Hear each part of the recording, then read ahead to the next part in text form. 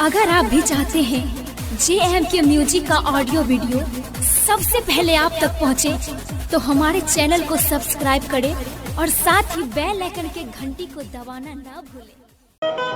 भैया का आपको बहुत बड़ा आशीर्वाद मिला है, बहुत प्यार मिला है। आज कुछ ऐसा गा दो कि सब लोग झूम उठें।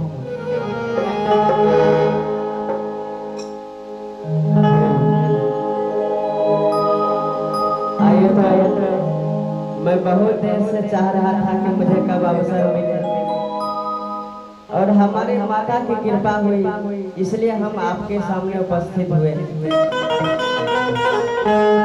माता के चरण में एक प्यारा सा वंदना है, जो हर कोई भक्त चाहता है कि मुझे माई का चरण मिले, उनका आशीर्वाद मिले, और सबकी यही इच्छा है।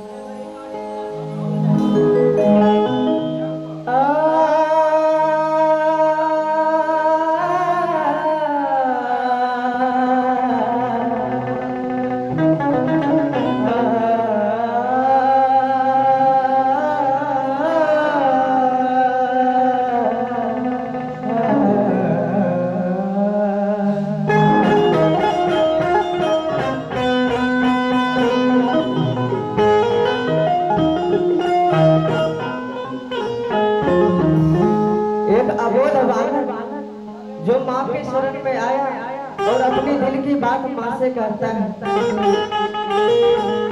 हे मैया एक बार रखिया अपना कोरा में, हे मैया एक बार रखिया अपना कोरा में, आँख के अंजोरा